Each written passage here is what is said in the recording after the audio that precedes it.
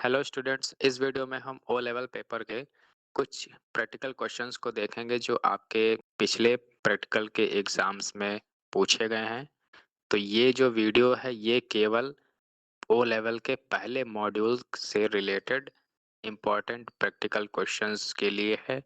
मतलब पहले पेपर में प्रैक्टिकल क्वेश्चंस पिछले एग्जाम्स में आए हैं, केवल उन्हीं क्वेश्चंस को मैं इस वीडियो में आपको दिखाऊंगा। क्वेश्चंस के साथ साथ आपको उस क्वेश्चन को एक्सप्लेन भी करूंगा और साथ में उस क्वेश्चंस को कैसे सॉल्व करना है ये भी मैं आपको बताऊंगा। ठीक है, तो चलिए स्टार्ट करते हैं इस वीडियो को।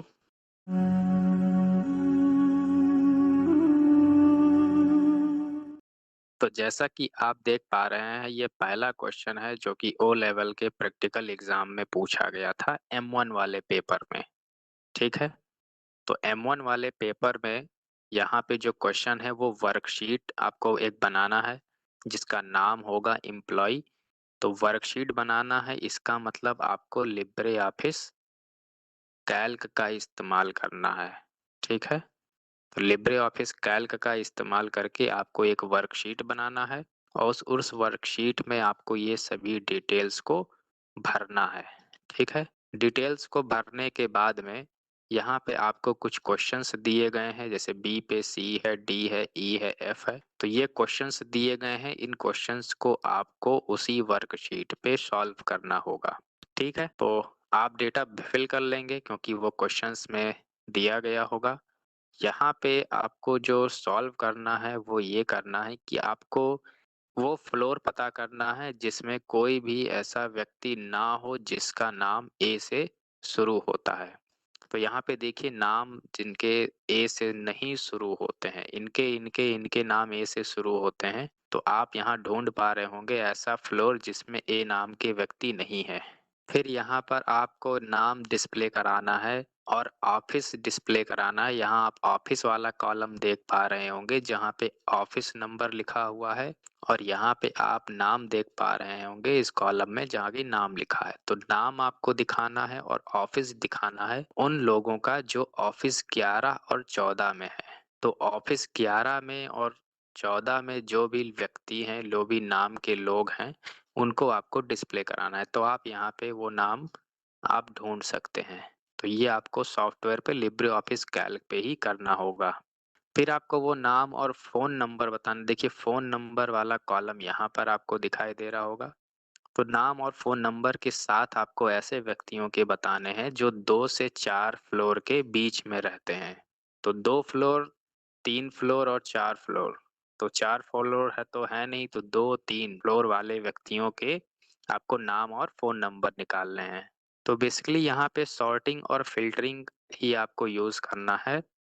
सॉर्टिंग से आप क्रम में रख सकते हैं तो आपको क्रम निर्धारित हो जाएगा, और फ़िल्टर करने से आप उन व्यक्तियों के नाम छाँट सकते हैं जो किसी पर्टिकुलर क्राइटेरिया में या शर्त को पूरा करते हैं। ठीक है? फिर यहाँ पे देखिए, ई वाला क्वेश्चन है, यहाँ एडमिन डिपार्टमेंट के लोगों के नाम और ऑफिस पता करने हैं। तो आप यहाँ पे फ़िल्टरिंग यूज़ करिएगा, तो एडमिन वाले डिपार्टमेंट के जितने भी डेटा होगा वो आपका अलग हो जाएगा।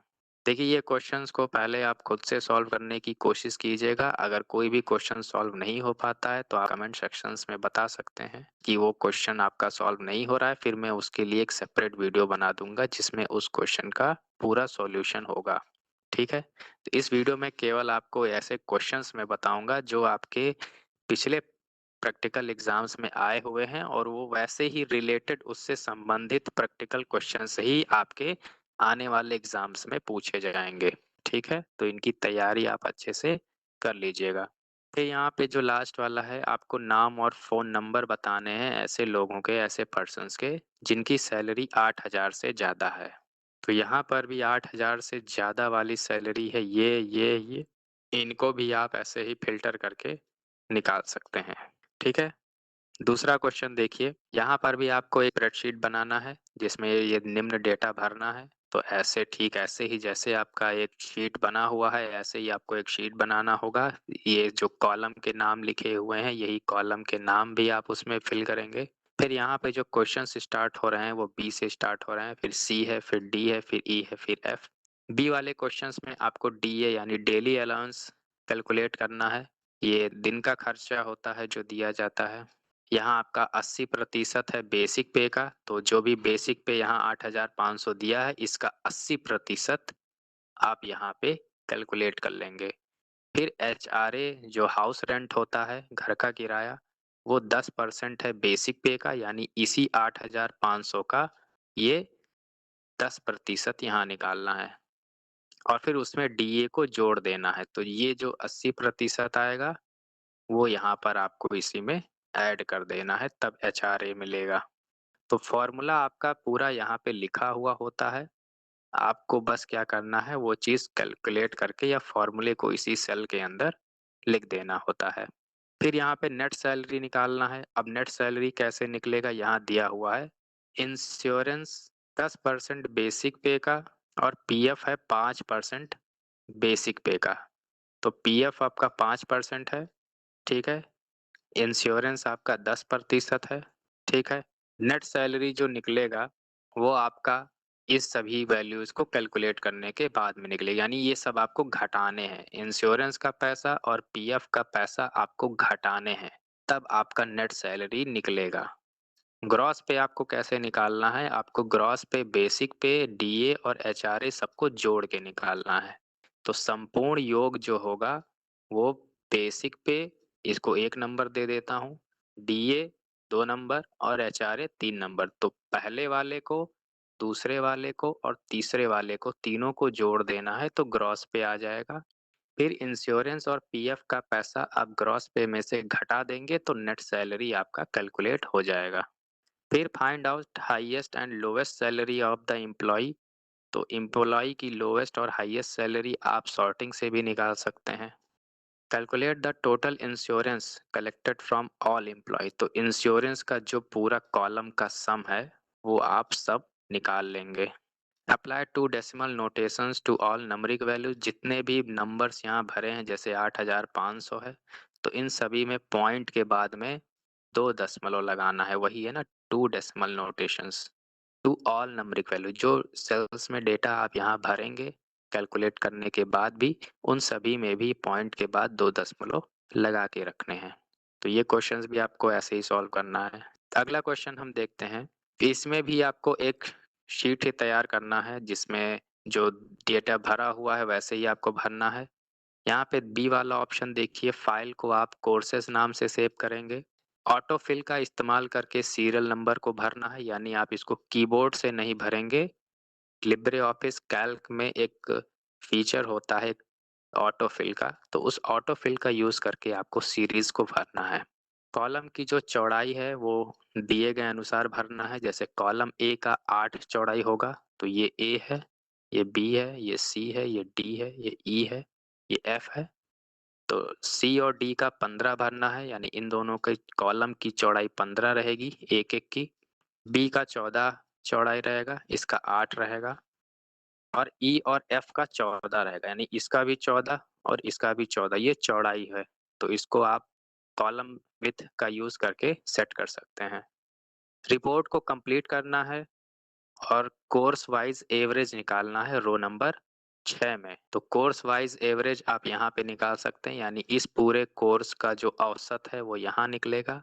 कोर्स 2 का जो औसत है वो यहाँ निकलेगा और कोर्स 3 का जो औसत है वो यहाँ पे निकालेंगे आप। औसत निकालने का एवरेज आपको पता होगा, सम अपॉन काउंट।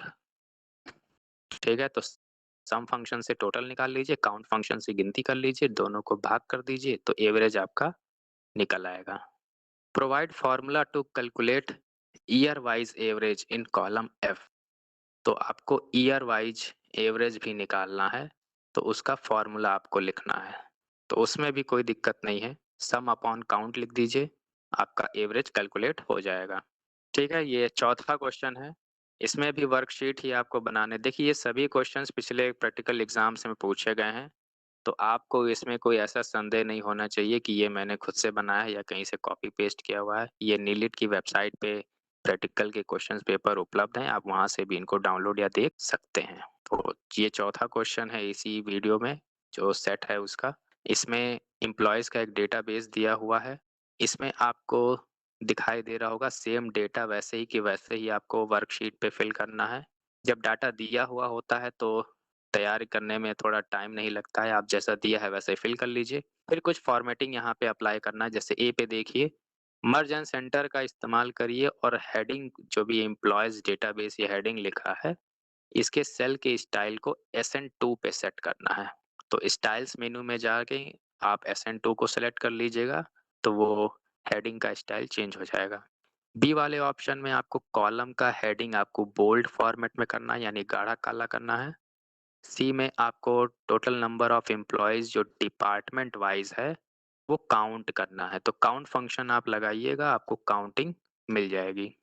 लेकिन यहाँ पे डिपार्टमेंट वाइज़ है, तो आप काउंट इफ का भी इस्तेमाल कर सकते हैं। तो काउंट इफ फंक्शन किसी दिए गए शर्त के आधार पर काउंटिंग करता है।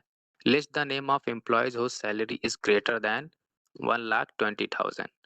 तो ऐसे एम्प्लॉइज़ का नाम आपको बताना है, जिनकी सैलरी 1,20,000 ज़्यादा है। तो यहाँ पे आप फ़िल्टर यूज़ करिए, तो वो ऐसे वैल्यूज़ को अलग कर देगा जो 1,12,000 से कम होंगे, वो अलग हो जाएँगे और बाकी आपको अलग हो जाएँगे।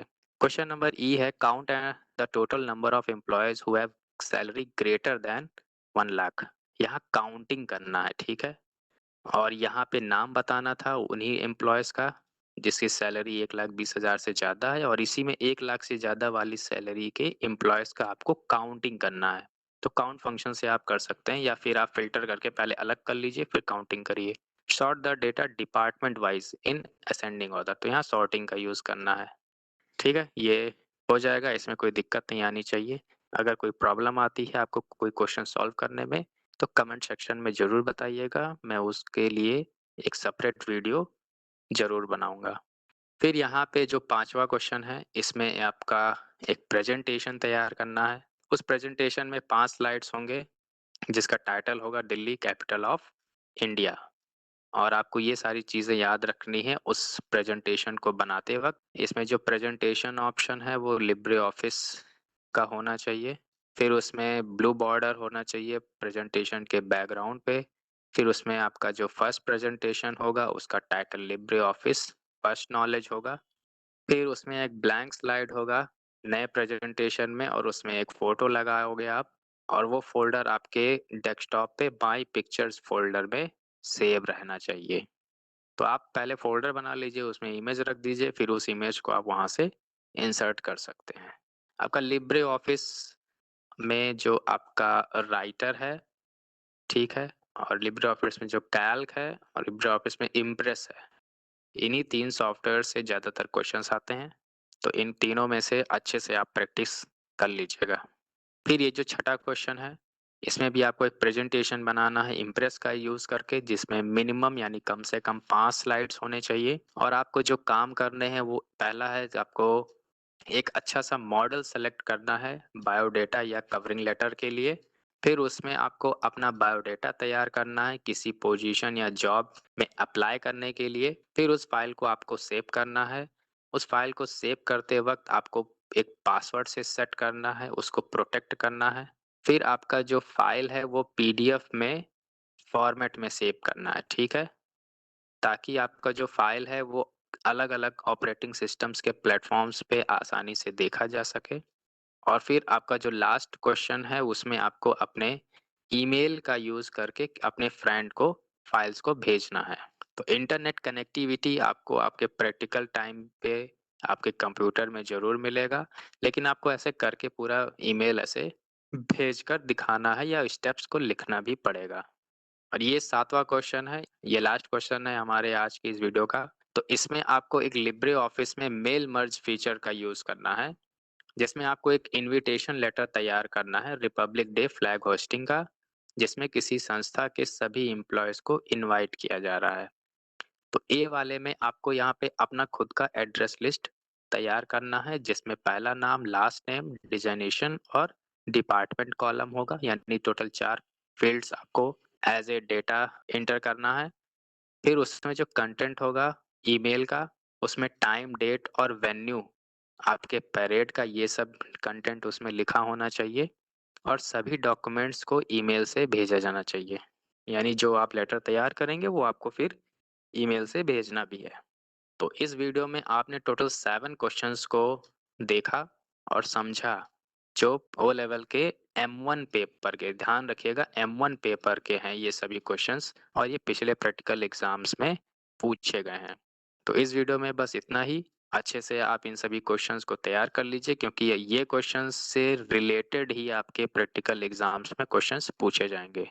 धन्यवाद।